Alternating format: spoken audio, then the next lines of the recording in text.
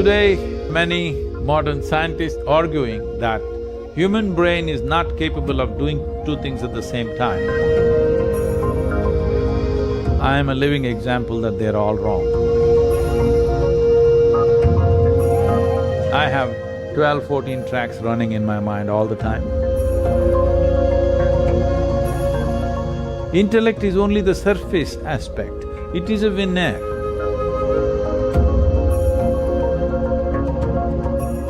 In the huge volume of intelligence that makes us who we are.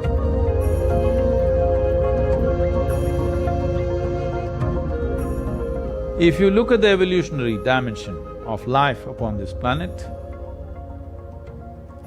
why a human being is dominating this world, though physically we are weaker than many other creatures on the planet, is simply because in some way, we have become more competent than others. So the competence of being human is greatly reduced when there is no clear distinction between what is memory, what is imagination, what is sleep, what is wakefulness.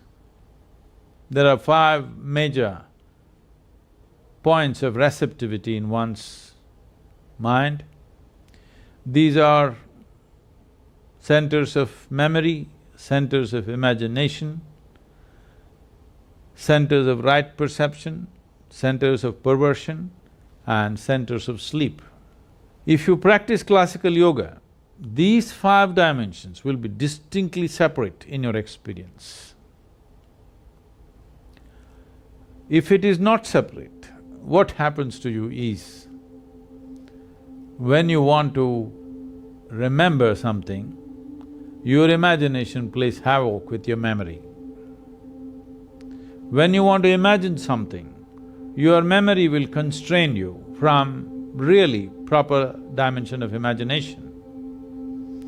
When you want to sleep, you will have dreams. When you want to be awake, you will fall asleep. This causes a whole lot of confusion and inefficiency of life. I'm not talking about you being efficient in your profession or in your office or wherever else. That also, yes, in that way also it manifests, but more than that, inefficiency of life. When I say inefficiency of life, this life will not function with the effervescence and exuberance and exploration that life is, that it can explore many dimensions within itself. This possibility is greatly reduced simply because this mix-up has happened in people's experience of life. Classical yoga is very, very focused on separating these things.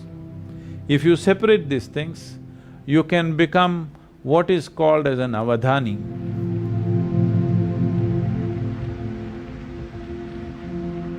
In ancient times, there were many people, today there are a few.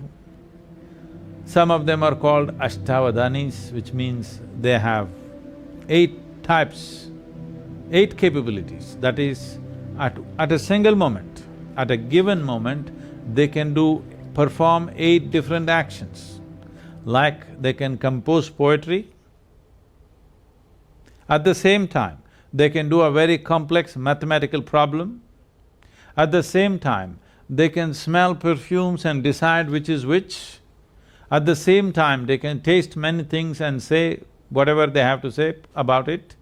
At the same time, they can do many things like concerning with all the 5 senses of seeing, hearing, smelling, tasting and touching. Many actions they can perform at the same given time. 8 type of actions, if you can perform, you are called an ashtavadhani. If you can perform 10 types of actions, you are called a dashavadhani. If you can do 100 types of actions, you're called a shatavadhani. If you can do 1,000 types of actions, you're called a sahasravadhani. Sahasravadhanis have been very, very rare. People say that Agastya Muni was a sahasravadhani, that means he could do 1,008 things at the same time. So these avadanis are not just legend, there have been many in the past which are well-recorded incidents. Vidyapati in Andhra Pradesh was a Dashavadani. Through him, an entire culture of Dashavadanis developed in Andhra Pradesh. Even today in the villages of Andhra Pradesh, there are Ashtavadanis and Dashavadanis in quite a good number. Siddhachandra was a Shatavadani.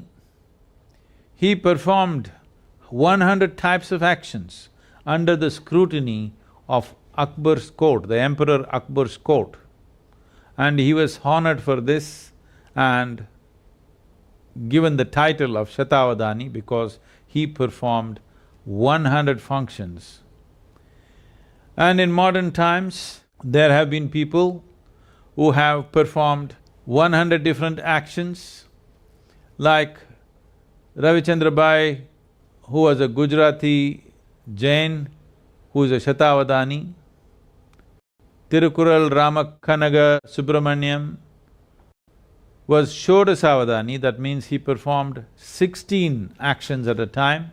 These are all documented incidents, but there are many others who come from certain tribes who've been doing this. It used to be a common thing in India that people would come and set up a small situation in the village where a few hundred people gather and they would perform many actions at the same time which look quite miraculous. But this is just to demonstrate the capacity of human memory, because human memory is not limited to articulate memory that we are talking about. Articulate memory is just a thin layer, the rest is a profound dimension. Our body carries 1 trillion times more memory than what you can articulate in your mind.